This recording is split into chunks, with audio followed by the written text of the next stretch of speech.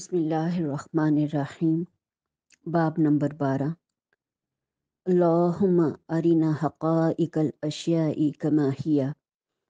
اے خدا، ہمیں اشیاء کی حقیقتیں اس طرح دکھا جیسی کہ وہ ہیں۔ جناب رسول مقبول حضرت محمد صلی اللہ علیہ وسلم ایک معزز فریضے کو سر انجام دینے کے لیے ایک محدود مدت کے لیے اس دنیا میں تشریف لائے۔ پھر جب وہ معزز فریضہ سر انجام دیا جا چکا اور وہ محدود مدت ختم ہو گئی تو اللہ تعالیٰ نے اپنے برگزیدہ پیغمبر کو واپس بلا لیا۔ مگر جو لوگ آپ صلی اللہ علیہ وسلم کے دور مبارک میں آپ کے پیرو بنے اور جو اس کے بعد سے لے کر آج تک آپ کے پیرو بننے کے دعوے دار رہے ہیں اور جو آئندہ قیامت تک آپ کے پیرو بننے کے دعوے دار رہیں گے، ان کے کندھوں پر مجموعی طور پر ایک بھاری ذمہ داری ہے، اور وہ یہ ہے کہ وہ اپنے آپ کو ان عقائد و اعمال کے مطابق ڈھالیں جو حضور صلی اللہ علیہ وسلم نے سکھائے تھے، اور اس پیغام کو اہل دنیا تک پہنچاتے رہیں جو دیکھ کر حضور صلی اللہ علیہ وسلم کو بھیجا گیا تھا، تاکہ خدا کی مخلوق خدا کی رحمت کی مستحق ہو جائے۔ اسلام کی 1400 سالہ تاریخ پر نگاہ ڈالیں تو پتہ چلتا ہے کہ اس تمام دوران میں ایسے لوگ بھی رہے ہیں اور اب بھی ہیں جنہوں نے اپنے اس فرض منصبی کو پورے طور پر پہچانا اور جسم و جان کی تمام قوتوں سے کام لے کر اس کی ذمہ داریوں کو پورا کرتے رہے۔ مگر دوسری طرف بے شمار ایسے بھی گزرے ہیں اور اب بھی موجود ہیں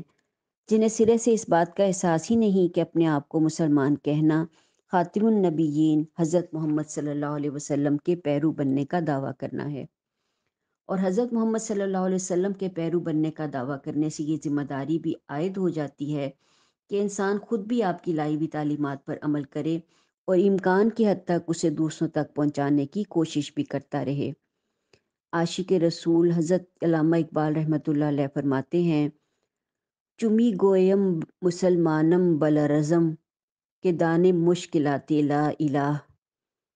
یعنی جب میں یہ کہتا ہوں کہ میں مسلمان ہوں تو میں لرز جاتا ہوں،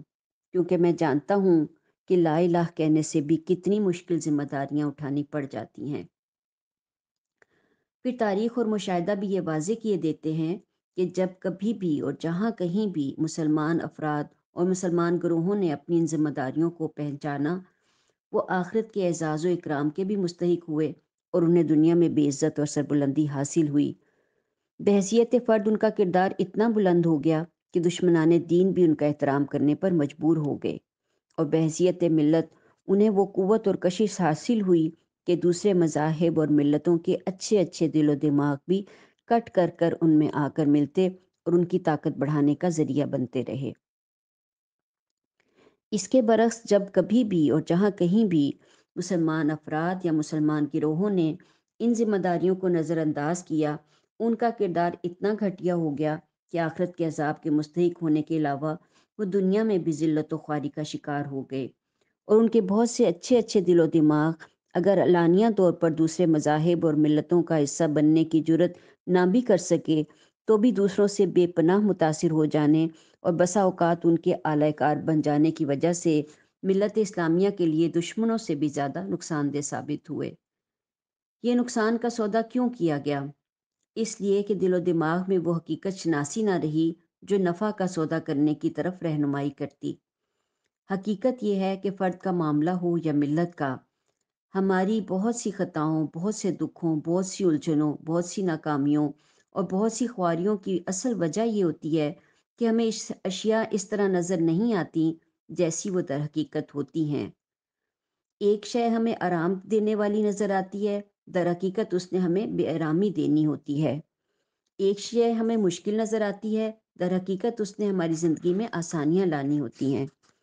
ایک شے کو ہم اپنے لیے باعث ذلت سمجھتے ہیں، در حقیقت اس نے ہمیں عزت دلائی ہوتی ہے، اور ایک شے کو ہم باعث عزت سمجھ لیتے ہیں اور در حقیقت اس نے ہماری ذلت پر مہر لگانی ہوتی ہے۔ ایک شے کو ہم اپنی شکست سمجھتے ہیں اور در حقیقت وہ ہماری فتح ہوتی ہے، اور ایک شے کو ہم اپنی فتح سمجھ لیتے ہیں اور در حقیقت وہ ہماری شکست فاش ہوتی ہے۔ یہی وجہ ہے کہ بسا اوقات ہم عزت کے پیچھے دوڑتے ہوئے ذلت کے انبار سمیٹ لیتے ہیں۔ عیش و آرام حاصل کرنے کے لیے وہ کچھ حاصل کرنے لگتے ہیں جن سے زندگی بے آرامی اور اذیتوں کی آماجگاہ بن جاتی ہے، اور فتح کے اشتیاق میں ایسی راہوں پر چل پڑتے ہیں جو میں شکست کے گڑھے میں جا گراتی ہیں۔ عموماً اس کی تہ میں یہی سبب کار فرما ہوتا ہے کہ ہم اشیاء کو صرف ان کے ظاہر سے دیکھتے ہیں، ان کی حقیقتوں تک ہماری نگاہ نہیں جاتی۔ زندگی کے گوناگوں معاملات میں سے صرف چند ہی پر غور کر کے دیکھ لیں تو واضح ہو جائے گا کہ کس طرح حقائق کو نہ پہچان سکنے کے باعث ہم ان راہوں پر چل نکلتے ہیں جو ہمیں منزل مقصود تک پہنچانے کی بجائے کسی اور ہی کی طرف لے جاتی ہیں۔ نمبر 1، مثال کے طور پر ہمیں اولاد کا مستقبل بہت عزیز ہوتا ہے۔ ہم تمنا رکھتے ہیں کہ وہ بڑے بڑے عہدے حاصل کریں، خوشحالی کی زندگی گزاریں اور ہر قسم کی پریشانی، غم و الم اور اضطراب سے محفوظ رہیں۔ پھر اس مقصد کو حاصل کرنے کے لیے ہم انہیں علوم سکھاتے ہیں اور ان کے لیے دولت اکٹھی کرنے کی فکر میں رہتے ہیں، یہ سمجھتے ہوئے کہ علوم انہیں عہدے دلائیں گے، دولت انہیں خوشحالی دے گی، لہٰذا وہ اضطراب اور غم و الم سے بچے رہیں گے۔ اس تمام دوران میں انہیں نیکی اور بدی کی پہچان کرانے، ان کے دلوں میں خدا اور رسول صلی اللہ علیہ وسلم کی محبت پیدا کرنے اور انہیں آخرت کی تیاری کی طرف توجہ دلانے کی طرف شاذ ہی ہمارا دھیان جاتا ہے۔ ہمارا خیال ہوتا ہے کہ علوم کا حصول اور دولت کی بہتات ہی ہمارا مقصد پورا کر دے گی، حالانکہ دنیاوی علم کی زیادتی اور دولت کی بہتات کے ساتھ اگر نیکی بدی کی پہچان، خدا اور رسول کی محبت اور آخرت کی کامیابی کی خواہش موجود نہ ہو تو علم اور دولت نہایت آسانی سے گمراہی اور عیاشی کے دروازوں تک لے جاتے ہیں، اور اس بات کا پورا خطرہ موجود ہوتا ہے کہ عہدوں اور دولت کی موجودگی میں بھی ہماری اولاد کا مستقبل غم و اضطراب کا لقمہ بنا رہے۔ نمبر 2، اولاد کے مستقبل کا خیال تو عموماً سب والدین کو ہوتا ہے، مگر بوڑھے والدین کے حقوق ادا کرنے کا خیال سب کو نہیں ہوتا۔ تاہم ہم میں سے جن کو اس کا کچھ احساس ہوتا ہے وہ بھی یہی سمجھتے ہیں کہ بوڑھے والدین کی مادی ضروریات پوری کر دینے سے ان کا حق ادا ہو جائے گا، حالانکہ والدین کو بڑھاپے کے تپتے ریگستان میں سے گزرتے ہوئے جس آسائش کی سب سے زیادہ تمنا ہوتی ہے وہ جوان اولاد کی رفاقت اور صحبت ہے۔ ان کا جی چاہتا ہے کہ ان کے بچے ان کے پاس بیٹھیں، ان کے دل کی باتیں سنیں، انہیں اپنی باتیں سنائیں، زندگی کے معاملات میں ان سے مشورے لیں اور ان کی دلداری کریں۔ یعنی وہ اولاد سے ان کے وقت اور توجہ اور محبت کے طلبگار ہوتے ہیں، اور اولاد یہ سمجھتی ہے کہ ان کی مادی ضروریات پوری کر کے اس نے اپنا فرض ادا کر دیا ہے، حالانکہ جہاں مادی ضروریات پوری کرنے کا فکر نہیں ہوتا وہاں جذباتی محرومی کو محسوس کرنے کے لیے بھی اور بھی زیادہ وقت مل جاتا ہے۔ نمبر 3، ایسے ہی بسا اوقات کسی شخص کو اپنے کسی خاص نظریے کے معاملے میں اپنا ہم خیال بنانے کے لیے ہم اس کے ساتھ بحث شروع کر دیتے ہیں اور پھر بھی اس بحث کو چلاتے چلاتے کج بحثی کے میدان میں لا اتارتے ہیں۔ پھر اگر اپنے زور بیان یا دلائل کی قوت سے ہم اس شخص کو لاجواب کر ہی دیں تو خوش ہو جاتے ہیں کہ ہم جیت گئے، حالانکہ اگر ہمارا مقصد ذوق فضول کی تسکین کرنا نہیں بلکہ واقعی اس شخص کو اپنا ہم خیال بنانا تھا تو اسے لاجواب کر کے ہم جیتے نہیں بلکہ بری طرح ہارے ہیں، کیونکہ ہماری اس بھونڈی فتح نے تو اسے در حقیقت اپنے نظریے پر اور بھی زیادہ پختہ کر دیا ہے۔ پہلے تو شاید وہ معصومیت سے اسے اپنائے ہوئے تھا، مگر اب احساس شکست اور ضد کے باعث وہ اور زیادہ اس کا حامی ہو جائے گا۔ انہی چند مثالوں پر زندگی کے اور بہت سے معاملات کو قیاس کیا جا سکتا ہے۔ ہم خوشی، سکون، کامیابی، عزت و آرام چاہتے ہیں، لیکن اشیاء کی حقیقتوں سے واقف نہ ہونے کے باعث بسا اوقات اپنے ان مقاصد کو حاصل کرنے کے لیے ایسے اعمال و افعال کو اختیار کر لیتے ہیں جو ہمیں ان مقاصد کے حصول سے اور بھی زیادہ دور لے جاتے ہیں۔ نتیجہ یہ ہوتا ہے کہ ہم مشقت بھی اٹھاتے ہیں، مگر جو کچھ حاصل کرنے کے لیے مشقت اٹھاتے ہیں وہ بھی حاصل نہیں ہوتا۔ یہی شے ہے جس نے انسان کو خسارہ اٹھانے والا بنا کر رکھ دیا ہے۔ اب اللہ تعالیٰ نے اپنی جس مخلوق کو دنیا میں اپنا نائب بنا کر بھیجا ہے وہ اسے اتنی عزیز ہے کہ اس کا خسارے کا شکار ہو جانا اسے قطعی پسند نہیں، لہٰذا اس نے اس بات کا پورا بندوبست فرمایا ہوا ہے کہ ان اشیاء کی طرف اس کی رہنمائی کر دے جو فی الحقیقت اسے خوشی، سکون، کامیابی، عزت و آرام دینے والی ہیں، تاکہ وہ ان اشیاء سے بچ جائے جو بظاہر کامیابی دلانے والی نظر آتی ہیں مگر در حقیقت ناکامی کا شکار بنا دینے والی ہوتی ہیں۔ یہ بندوبست اس رعوف و رحیم نے اس طرح فرمایا کہ وہ انبیاء کے ایک لمبے سلسلے کے ذریعے اپنی مخلوق کو ہدایت پہنچاتا رہا، یہاں تک کہ خاتم النبیین حضرت محمد صلی اللہ علیہ وسلم نے خدا کے حکم سے اس ہدایت کی تکمیل فرما دی۔ امام مالک رحمۃ اللہ علیہ بیان کرتے ہیں کہ انہیں یہ روایت پہنچی کہ رسول خدا صلی اللہ علیہ وسلم نے فرمایا، میں تم لوگوں میں دو چیزیں چھوڑے جا رہا ہوں، جب تک تم انہیں تھامے رہو گے تم گمراہ نہیں ہوگے، ایک اللہ کی کتاب اور دوسرے اس کے نبی کی سنت۔ یہ موطا کی روایت تھی۔ سنت کا مطلب ہے طریقہ، اور اصطلاح میں سنت رسول خدا صلی اللہ علیہ وسلم کے طریقے کو سنت رسول خدا صلی اللہ علیہ وسلم کے طریقے کو کہا جاتا ہے۔ اللہ تعالیٰ نے انسانوں کو ہدایت دینے کے لیے رسول خدا صلی اللہ علیہ وسلم کے ذریعے قرآن پاک نازل فرمایا، اور حضور صلی اللہ علیہ وسلم نے اس پاک کتاب کے احکام کے مطابق زندگی گزار کر لوگوں کو دکھایا کہ صحیح زندگی یوں گزاری جاتی ہے۔ لہٰذا زندگی کے ہر پہلو میں حضور صلی اللہ علیہ وسلم نے جو طریقہ اختیار کیا وہ آپ کی سنت ہے، اور ایک مسلمان کے لیے ضروری ہے کہ آپ کی سنت کی پیروی اختیار کرے، یعنی زندگی کے مختلف پہلوؤں کے معاملے میں وہ طریقہ اختیار کرے جو حضور صلی اللہ علیہ وسلم نے اختیار کیے تھے۔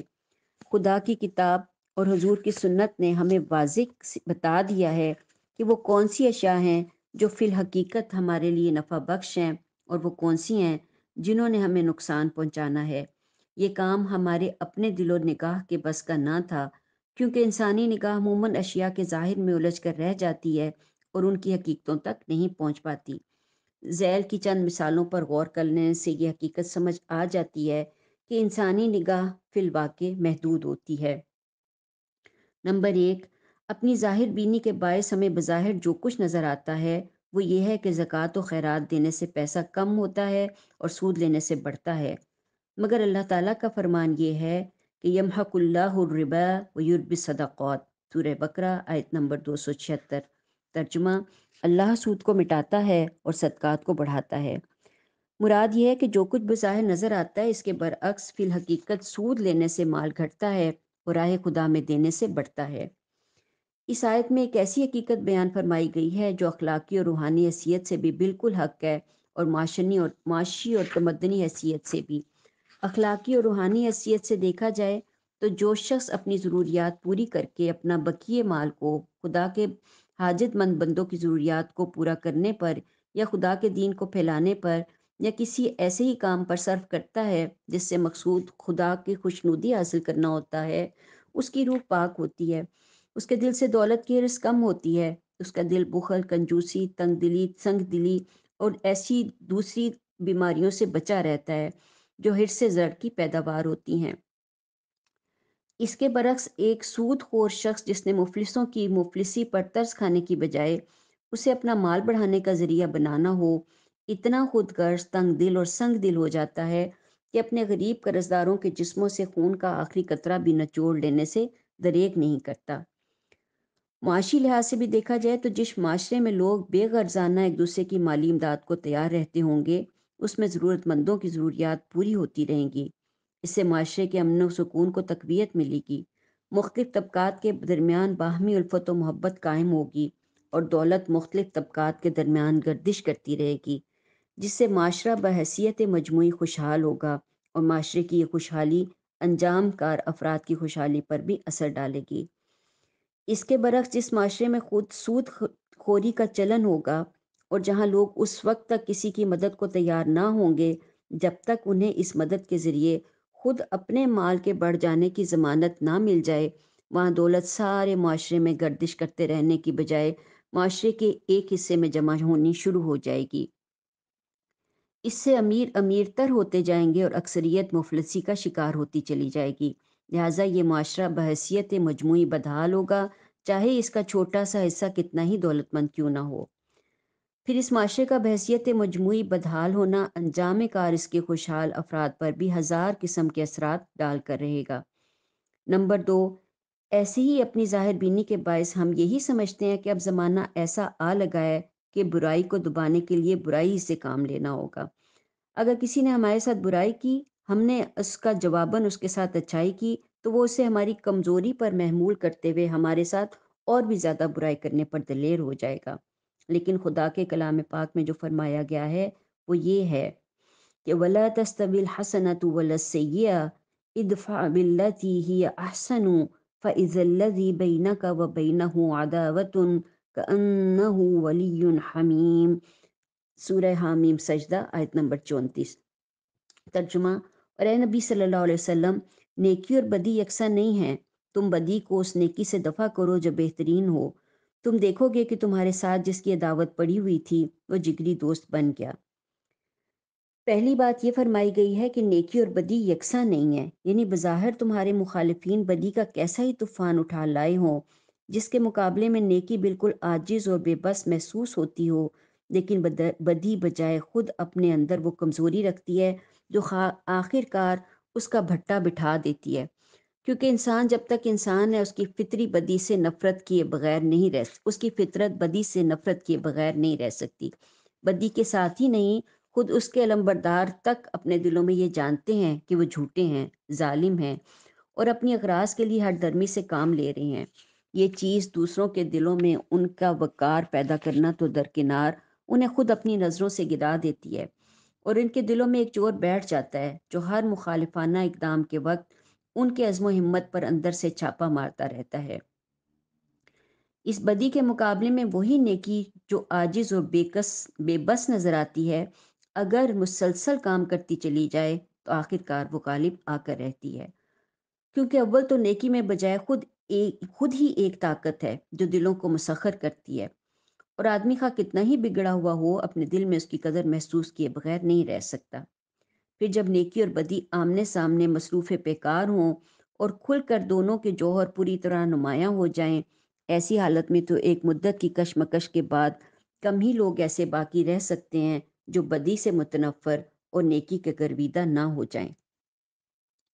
دوسری بات یہ فرمائی گئی ہے کہ بدی کا مقابلہ محض نیکی سے نہیں بلکہ اس نیکی سے کرو جو بہت اعلیٰ درجے کی ہو، یعنی کوئی شخص تمہارے ساتھ برائی کرے اور تم اسے معاف کر دو تو یہ محض نیکی ہے۔ اعلیٰ درجے کی نیکی یہ ہے کہ جو تم سے برا سلوک کرے تم موقع آنے پر اس کے ساتھ احسان کرو۔ پھر اس کا نتیجہ یہ بتایا گیا ہے کہ بدترین دشمن بھی آخر کار جگری دوست بن جائے گا، اس لیے کہ یہی انسانی فطرت ہے۔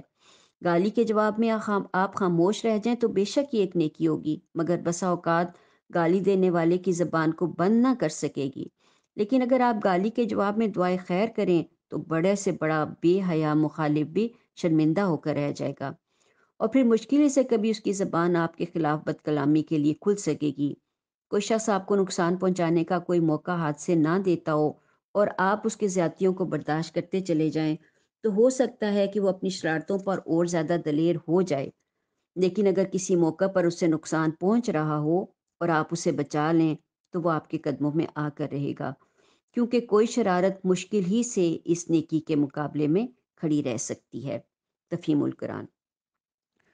بلا شبہ ایسے بدفطرت لوگ بھی ہوتے ہیں جو احسان کے جواب میں بھی برائی کرنے سے باز نہ آئیں، مگر ایسے شریر لوگ اتنے کم ہوتے ہیں کہ احسان سے متاثر ہو جانے والے لوگوں کے مقابلے میں ان کی تعداد گویا نہ ہونے کے برابر ہوتی ہے۔ مختصر یہ کہ ہمارے نظریے کے برعکس کلام پاک کا فرمان یہ ہے کہ برائی کے مقابلے میں اعلیٰ درجے کی نیکی کرنے سے فی الحقیقت برائی ہار مان لیتی ہے۔ نمبر 3، ایسے ہی بعض لوگ بزعم خود بہت زیادہ مصروف ہونے کے باعث یہ گمان رکھتے ہیں کہ روزانہ 5 مرتبہ وضو کرنے اور نماز پڑھنے پر بہت زیادہ وقت خرچ ہوتا ہے، اور آج کل کی مصروف زندگی میں سے اتنا وقت نکالنا محال ہے، مگر کلام پاک میں نماز کے متعلق جو ارشادات ملتے ہیں ان میں سے ایک یہ بھی ہے کہ ان الصلاۃ تنہی عن الفحشاء والمنکر، سورہ عنکبوت آیت نمبر 45۔ ترجمہ، یقیناً نماز فحش اور برے کاموں سے روکتی ہے۔ اب ذرا غور کیجئے کہ جو لوگ فحش اور برے کاموں کے عادی ہو جاتے ہیں ان کی زندگی کا کتنا کثیر وقت ان گناہوں کی نظر ہو جاتا ہے۔ پھر فحش اور برے کاموں کا خاصہ یہ بھی ہے کہ وہ طرح طرح کے امراض اور انواع و اقسام کی بے چینیاں اور مصیبتیں لانے کا ذریعہ بھی بن جاتے ہیں، اور یہ امراض اور مصیبتیں بھی انسانی زندگی کا بہت سا وقت نگل لیتی ہیں۔ پھر اس حقیقت کو بھی پیش نظر رکھیے کہ وضو کی پابندی انسان کو پاکیزگی اور صفائی کی عادت ڈال کر اس کی صحت پر گہرا اثر ڈالتی ہے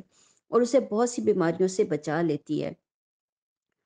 اور نماز کی پابندی سے انسان کے کاموں میں جو نظم و ضبط اور ترتیب پیدا ہوتی ہے، اس سے بھی اس کا کافی وقت ضائع ہونے سے بچ جاتا ہے۔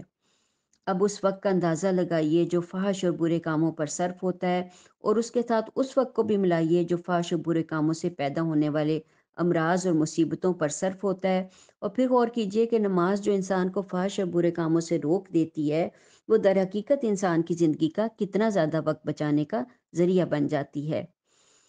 پھر اسی طرح بچے ہوئے وقت کے ساتھ اس وقت کو بھی ملائیے جو بیماریوں پر صرف ہونا تھا، مگر وضو کی پابندی کے باعث ان بیماریوں سے محفوظ رہنے کی وجہ سے بچ گیا، اور اس کے ساتھ اس وقت کو بھی ملا لیجئے جو اس لیے بچ گیا کہ نماز نے زندگی میں نظم و ضبط اور ترتیب قائم کر دی تھی۔ اب غور کیجئے کہ جس فریضے کے بارے میں ظاہر بین نگاہ رکھنے والوں نے یہ اندازہ لگایا تھا کہ وہ بہت زیادہ وقت لیتا ہے، وہ در حقیقت کتنے زیادہ وقت کے بچ جانے کا ذریعہ ہوتا ہے۔ انہی چند مثالوں پر قرآن و سنت کے دوسرے احکامات کو قیاس کیا جا سکتا ہے، جیسے کہ حضور صلی اللہ علیہ وسلم نے ارشاد فرمایا، جس شخص نے بھی آپ کی چھوڑی ہوئی ان دونوں چیزوں کو تھامے رکھا، وہ انجام کار شاد و بامراد ہوا۔ عاشق رسول حضرت علامہ اقبال رحمۃ اللہ علیہ کا فرمان ہے، یقین محکم عمل پہم محبت فاتح عالم، جہاد زندگانی میں یہ ہیں مردوں کی شمشیریں۔ کامیاب زندگی گزارنے کے لیے، کامیاب موت سے ہمکنار ہونے کے لیے، اور آخرت کی دائمی کامیابی حاصل کرنے کے لیے یہ یقین محکم اولین قدم ہے۔ مسلمان ہونے کا دعویٰ کرنے والے کے لیے یہ لازمی ہے کہ وہ محکم یقین رکھے کہ جن اشیاء یعنی جن عقائد و اعمال کا خدا کی کتاب نے حکم فرمایا ہے اور نبی کی سنت نے ان کی تشریح کی، وہ ہماری ظاہر بین نگاہ کو جیسی بھی نظر آتی ہوں، ان کی اصل حقیقت یہی ہے کہ وہ کامیابی کی ضمانتیں ہیں۔ یہ محکم یقین اسے ان اشیاء سے وابستہ رکھے گا، اور یہ وابستگی انجام کار اسے کامیاب و کامران کرے گی۔ پھر صورتحال کا ایک اور پہلو بھی ہے جو بہت زیادہ غور و فکر کا تقاضا کرتا ہے، اور وہ یہ کہ خدائے بزرگ و برتر نے تو کامیاب زندگی گزارنے کا ایک طریقہ بتا دیا، اور خدا کے برگزیدہ نبی نے اس طریقے کے مطابق زندگی گزار کر دکھا دی، اور دین کے فاضل اور درد مند علماء نے اس زندگی کو کتابوں میں محفوظ کر کے اسے آئندہ نسلوں تک پہنچا دیا۔ لیکن صدہا سالوں کی بے عملی اور دین سے لاپرواہی نے مسلمانوں کو زندگی کے میدان میں اتنا پیچھے کر دیا،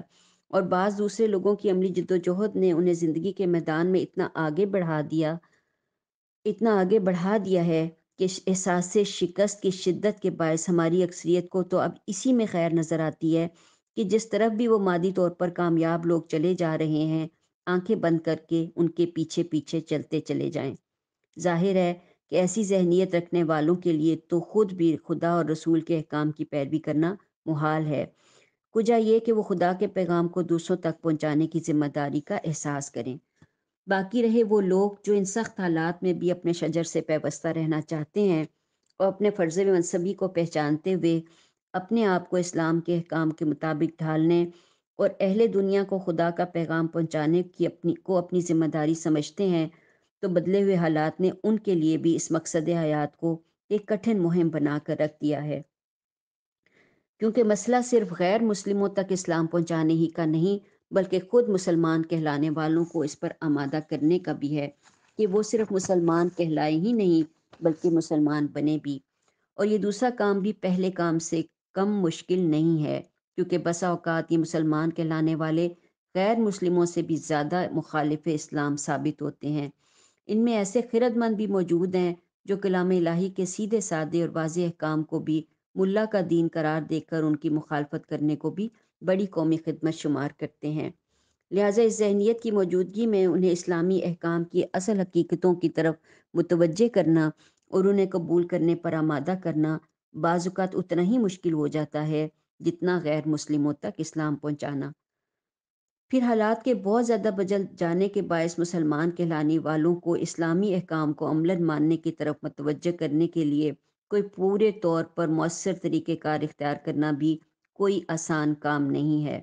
ظاہر ہے کہ ان لوگوں پر بیک وقت پورا دین نافذ کرنا تو محال ہے،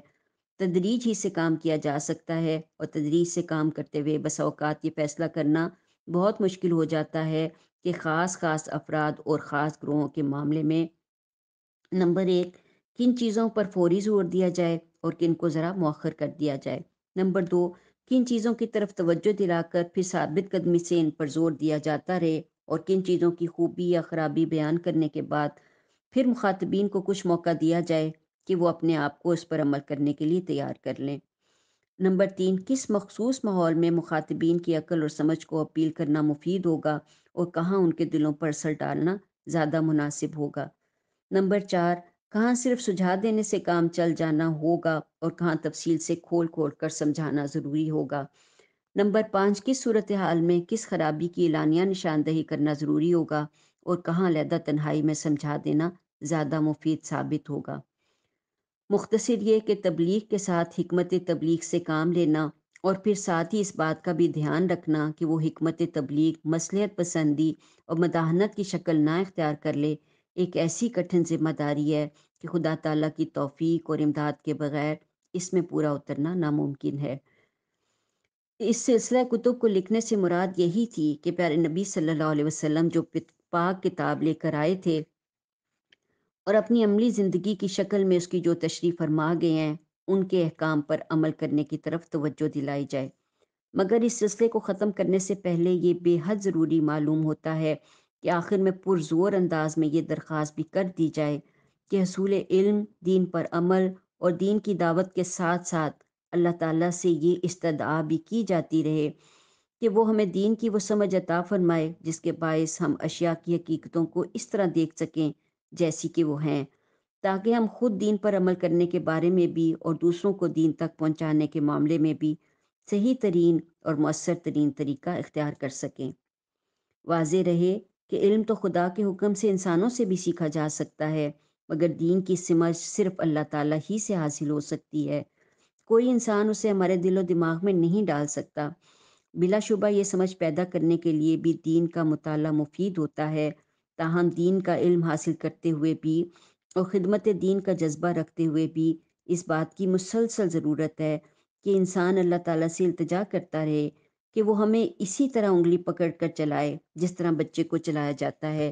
क्योंकि ऐन मुमकिन है कि हुजूर सल्लल्लाहु अलैहि वसल्लम की तालीमात पर आमिल होने की इंतहाई ख्वाहिश के बावजूद हम बेसमझी से काम लें